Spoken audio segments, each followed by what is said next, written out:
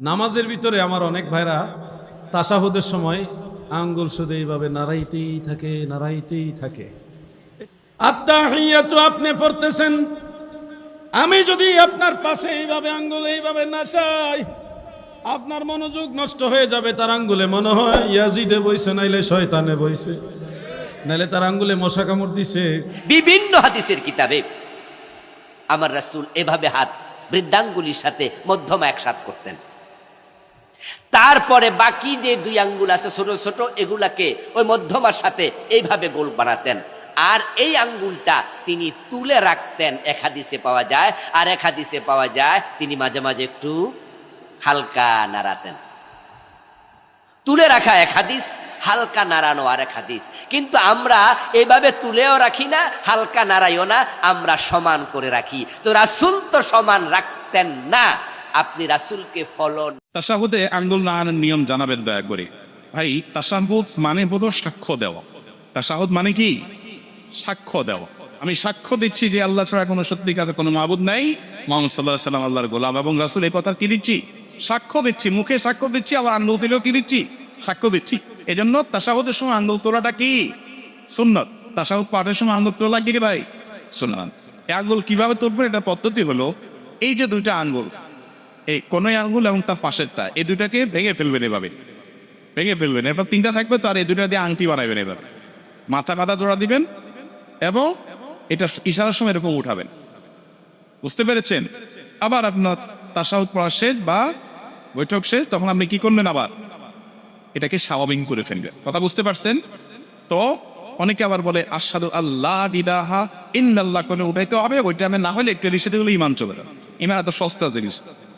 বাবা আঙ্গুলি উঠিয়ে যখন আমরা এরকম ইশারা করি, কয়েকটা বর্ণনা আছে। পুরো সময় আঙ্গুল তুলে রাখবেন, এটা আছে। আবার পুরো সময় এরকম নাড়াবেন, এটাও আছে। তো এটা নাড়ালে কি হয়? আসাদ্দু আলা শাইতানি মিনাল হাদিদ। লোহার হাতুড়ি দিয়ে শয়তানরে পিটালে শয়তান যত ব্যথা পায়, এই আঙ্গুল দিয়ে ইশারা করলে সে তার চেয়েও বেশি ব্যথা পায়। এর কারণ এই আঙ্গুল দিয়ে তাওহীদের ঘোষণা দেয়া হয়। যদি সালামের বৈঠক হয় তাহলে আমার দিকে দেখেন, আঙ্গুলগুলি জমা করে হাঁটুর উপরে রাখবেন। আর ডান হাতের কনিষ্ঠ আঙ্গুল আগে দুইটা আঙ্গুল জমা করবেন, কুড়ে আঙ্গুল এবং তার পরেরটা জমা করেন তো দেখি। এই ছেলে ঘুমাচ্ছ কেন? জমা করো, আগে দুটা জমা করো। আপনি দিনই বোন, আপনাকে বলছি। এই মেয়ে, এদিকে শোনো, এভাবে আঙ্গুল দুটা জমা করো। তারপর তৃতীয় আঙ্গুলের নখের উপরে বৃদ্ধ আঙ্গুলের পেটটা রাখেন। তারপর হাঁটুর উপরে রেখে দেন। এই বৃদ্ধ আঙ্গুলের পরের আঙ্গুলটা অবিরাম নড়বে। ইল্লাল্লাহর সময়তে একবার নড়াতে হবে, এই কথা ঠিক নয়, মিথ্যা। অবিরাম নড়বে। যতবার নড়াচ্ছেন ততবার শয়তানকে আঘাত করছেন। প্রশ্ন হচ্ছে, তাশাহুদে আঙ্গুল নাড়ানোর নিয়ম কি? একবার উঠাতে হবে নাকি উঠিয়ে রাখতে হবে? আর তাশাহুদে আমাদের আঙ্গুল নাড়ানোর নিয়ম সম্পর্কে ইবনে বাজ রাহিমাহুল্লাহ তিনি দুটো কথা বলেছেন। এক নম্বর হচ্ছে রাসূলুল্লাহ সাল্লাল্লাহু আলাইহি ওয়াসাল্লাম কানা ইউশিরু বিস-সাব্বাবাতি মিন আউয়ালি সালাতি মিন আউয়ালি তাশাহুদি ইলা আখিরিহি।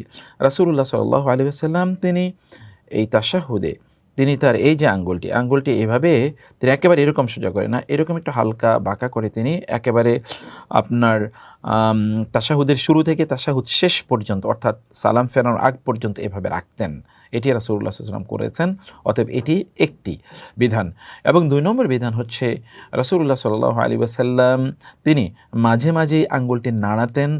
এটিও হাদিস দ্বারা প্রমাণিত। এবং এটির ব্যাপারে কেউ বলেছেন এই যে নাড়ানো, এই নাড়ানোটা কখন তিনি নাড়াবেন? একেবারে এরকম জোরে এরকম না, হালকা করে মৃদু মন্দভাবে তিনি নাড়াবেন, সফটলি তিনি নাড়াবেন।